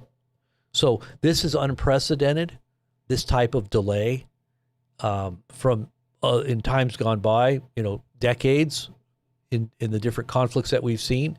There's never been delays like this. They were delivering mail packages all the time, Penrod said. I just don't know why they can't do it now. Maybe because there's nobody on the base. But she probably doesn't know that. That's what I'm thinking.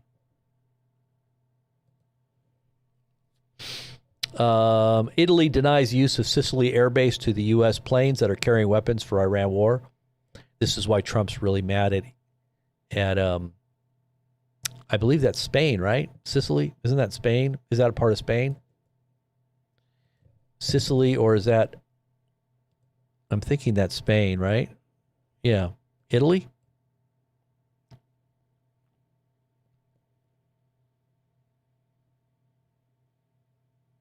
Mm-hmm. It's Italy. So, but he's mad at Spain too. So Trump is very upset at well, I know Italy and France are kind of working with the Chinese, but Spain now wouldn't let us use their base, and so he's all upset at Spain. But anyways, Trump's pulling out of NATO anyway. So we're the U.S. is basically just throwing all of our allies under the bus, just like MAGA. Just throw them under the bus. We don't need them. We can just wing this. As long as he gets his like Trump ballroom with his underground bunker to outlive World War III that's about to take place on the surface of the Earth, he'll be fine, right? Basically, the whole world is going into World War III. And you guys, this world is on the brink of great tribulation. I can say that with an assurance. We are on the edge of great tribulation.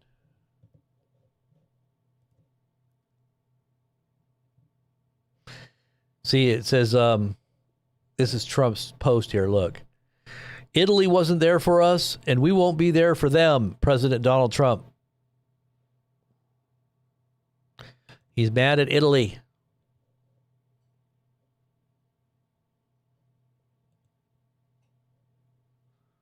Let's see what this one is here.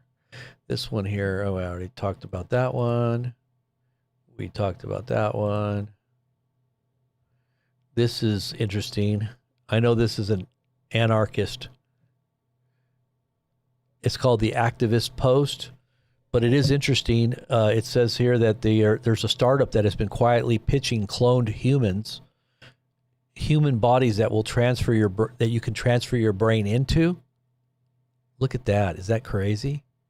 Is that literally actually happening? Since the 1990s, scientists have been obsessed with cloning animals. Remember Dolly the sheep?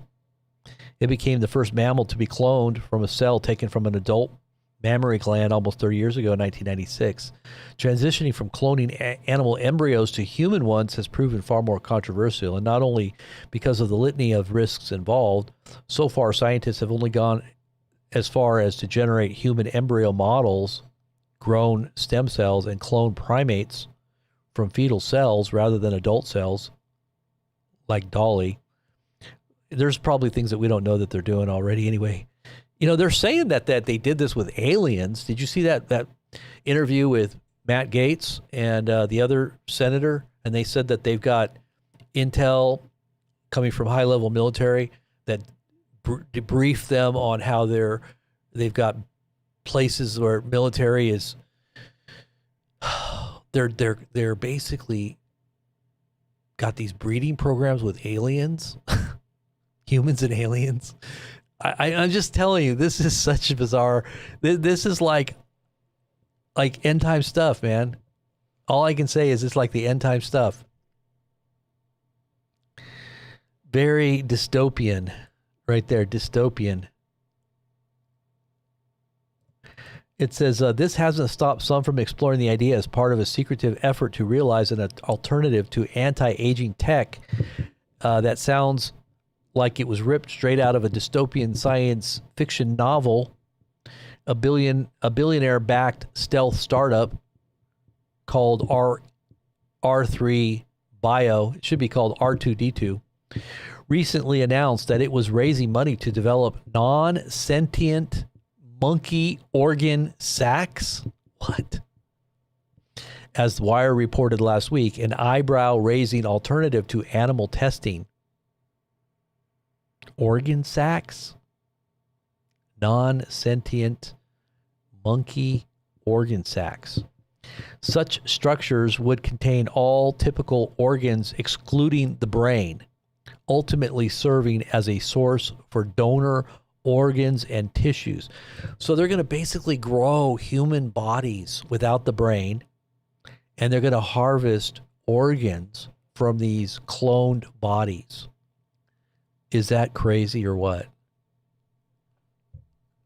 That's absolutely crazy. It's called the yuck factor. That's what I say. It's yuck.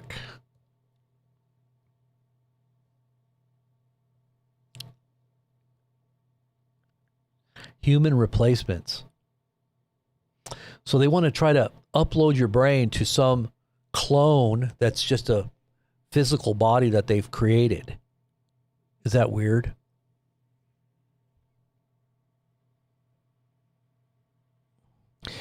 We will try to do it in a way that produces defined societal benefits early on, and we need to be prepared to take no for an answer if it turns out that this cannot be done safely. What? So if they create some kind of Frankenstein, they're going to be like, no, but it's too late. The Frankenstein has now been animated, and he's destroying the, laboratory. He's like, no, you're not going to unplug me. So you can just see these crazy humanoids now turning on their masters. We talked about that. And what is this? A flesh-eating screwworm detected near U.S. border is called an imminent threat. Now, this screwworm, I think, might have been in RFK Jr.'s brain. He did say he had a worm in his brain. Actually, this is not a worm. It's actually a larva of a fly. It's a fly. And what it does is it lands on a wound, and it basically plants its larva inside of an open wound, which then begins to infect, and its babies, basically the larva, breed inside of your body.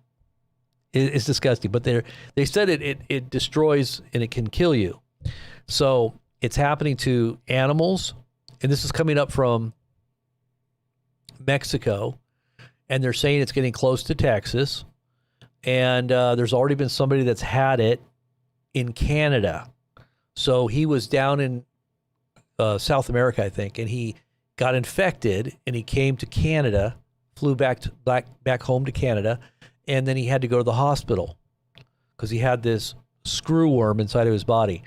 So they're saying that this is a very big threat, because if it does begin to spread, it can become, a part of an infection that begins to get, deer and any kind of animals it'll infect, and then it can also infect humans. Isn't that nice? They call it the New World Screwworm. New World Screwworm. NWS. They should call it the New World Order Screwworm. The NWO Screwworm. You get the worm and it just screws right into your brain. It's a parasitic fly. Okay. So it puts eggs inside of your open wounds, scrapes, or insect bites on people and animals, and then the eggs hatch and the larvae burrow into your flesh, feeding on living tissue and potentially causing serious wounds, infections, and even death if left untreated. Infections are primarily in livestock, but people can get infected, including on an 80-year-old Canadian male traveler who went to Toronto Hospital with New World Screwworm infection. after visiting Costa Rica. This was in 2025. This was last year.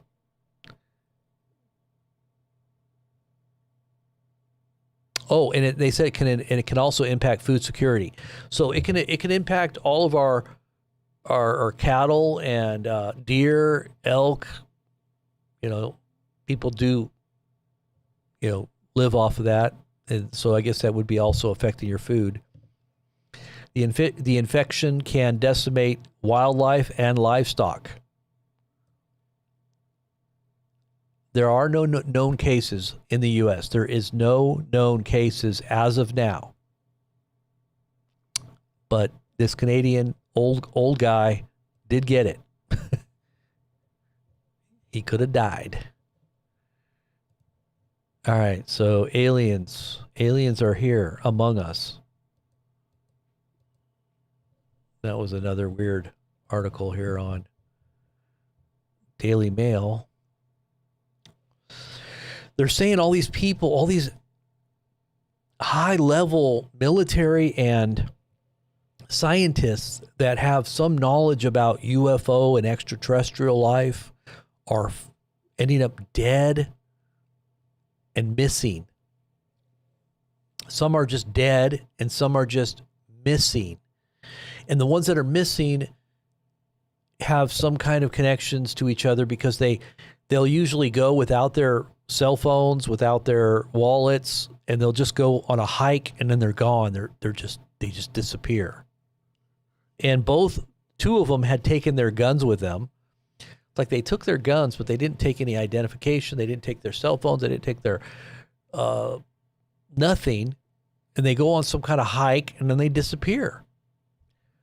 And then there's a whole bunch of them that have been killed too. And there now is 11. There was 10 the other day, and now there's another one now, 11. So this is the 11th one, and they're doing an investigation, and they talked to Trump about this today, and he made it seem like, oh yeah, it's very strange, it's very odd. We're looking into it. We had a meeting about it, and we're trying to figure out like if this is just a coincidence, or if this is something more that we should be looking into. Yeah. Very weird. Very strange.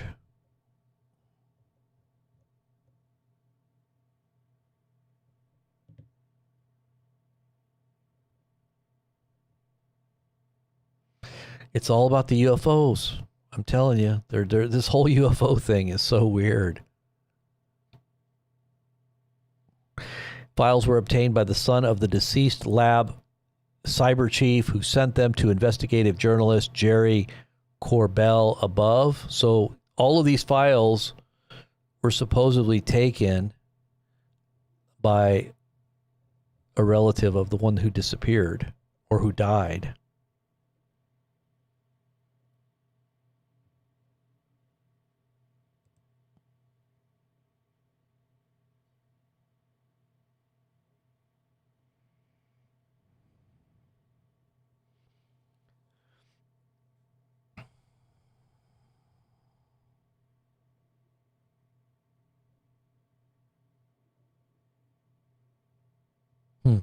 Anyways, then you got that, and what else? This is something else that had to do with, I forgot what that had to do with something else here. Hold on.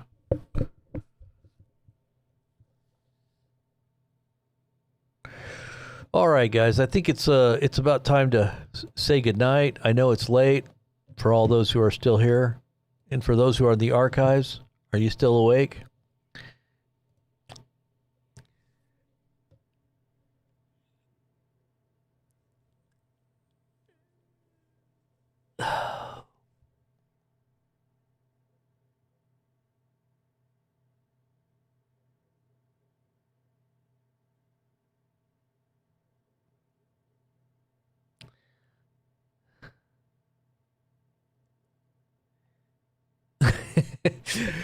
Mock the Freak, all the remains go into the McDonald meat. Yeah, really serious. Mystery meat, that's what they call it.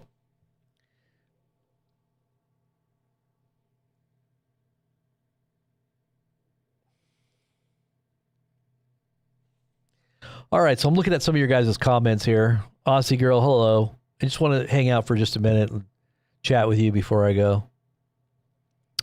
Check out Russian threats against the Baltic and specifically Gotland, which is Sweden. Yeah, the Russians are threatening a lot of different countries right now, especially the UK. It's pretty crazy.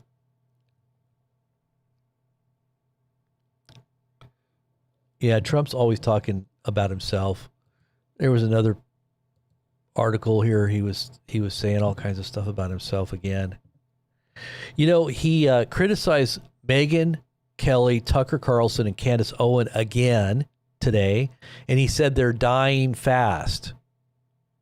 You see the way he said that? They're dying fast.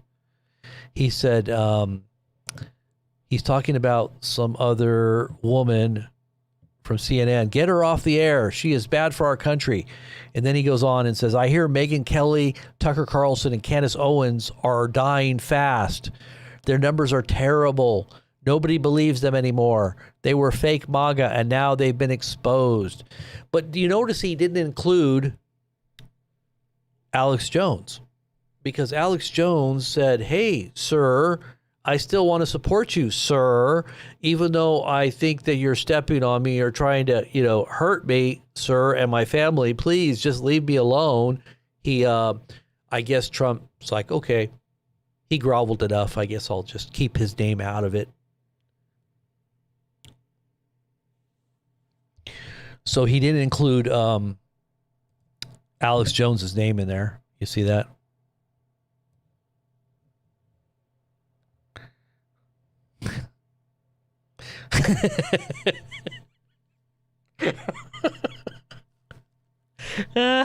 Finally, pure retardium.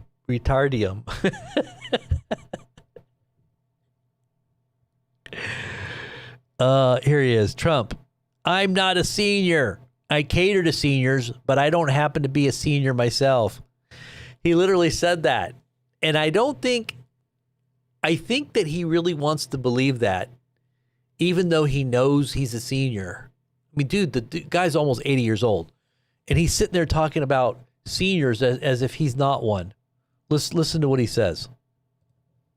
In addition to no tax on Social Security, over 51 million seniors now pay. Seniors are loving me, and I love them. Of course, I'm not a senior, so I cater to the seniors, but I don't happen to be a senior myself. Thank you very much. I don't know. Maybe he was joking, but maybe that's a little bit of humor, but I don't know. He probably doesn't think he's a senior. All right, guys. I think that's about it. Between all the flesh-eating bugs and Trump being the Antichrist and alien disclosure and World War III, what else? Oh, China's got some flying cars. Hey, China's way ahead of us. China is technologically so far advanced. Their society is something else. Look at what they're doing really quick. Before I go, check out these flying cars. I'm telling you, I've always wanted to be in a flying car. Wouldn't this be the most awesome thing? Look at this. Getting around on a flying car seems possible only in the distant future. But in China, that reality may not be so far away. The government is encouraging the growth of what it calls the low-altitude economy, aircraft that fly below 1,000 meters. This EHang electric vehicle is the first in the world to be certified by a national aviation authority for commercial use. With the gradual popularization of low-altitude flights, this type of air taxi will become widespread. It will become a daily mode of transportation, a lifestyle to enjoy. It takes off and lands vertically, no runway required. And in this case, no pilot. That means I can try it myself. The interior is simple, 2 seats and a navigation screen. The route is pre-programmed. In case of emergency, there's a button I can press to communicate with the operators on the ground, and a small fire extinguisher. But before I could ask about a parachute, Here we go. I was off. Oh, we're going up. Going up. I'm not gonna look down. Am I gonna look down? Ah! This air taxi can travel at speeds of up to 90 kilometers an hour for 130 kilometers. It's quite a view, but a little unnerving not having controls. The company says automation reduces accidents caused by human error. But if you prefer to drive, I'll try to teach you how to fly this in less than a minute. there are other options. The firm AirRidge is waiting for regulatory approval for its land aircraft carrier, which can be automated or controlled using a driving stick. The flying vehicle is stored and transported inside this van, the ground unit. You can store it in your own personal parking space. You can drive it with your own personal passenger driving license to, say, some scenic sites, and you can charge it, use this ground unit to charge the aircraft for up to 6 times, so you can fly freely without worrying about the infrastructure. And the cost? One of these will set you back $300,000 to $400,000. So far, EHang's biggest customers are tourism companies and governments using them for policing and firefighting. But experts say this is just the beginning. As long as you can conquer your fear of heights, the sky's the limit. Katrina Yu, Al Jazeera. Isn't that something? Can you imagine what happens if it runs out of battery?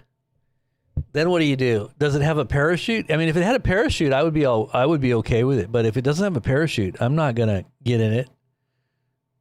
You know, if something happens to the electronics or the battery goes out, catches on fire, you're going to definitely want a parachute. You wouldn't want it to come crashing down to the ground. Kind of like the Tesla car. But anywho's, I better get going, guys. God bless. I pray you're all doing well, and we'll catch back up with you tomorrow. The Lord willing, and see what else happens. I think we're on the brink of some big stuff, though. I hope you're all ready. Get ready in every way. If you got the ability to get ready, if you got extra money, I'd say buy stuff that you need. Buy stuff that you know, before it goes up in price, before it disappears. I really do think things are going to disappear again. I think that prices are going to go up on lots of stuff. You know, the best thing to do is, you know, buy stuff that you're going to need in the future, and just, if you got extra money, look at it as like something that's going to, how can I say this, like an investment, but something that you will use. You know what I mean? So like if you see sales at the grocery store, buy a bunch of stuff that you're going to need.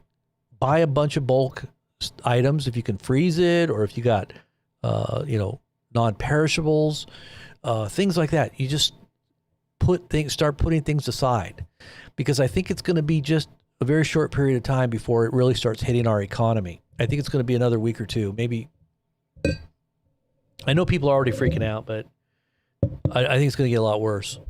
So think about things like that. Anyways, guys, God bless, and I will talk to you guys soon. Have a good night, and we'll see you guys back tomorrow, the Lord willing.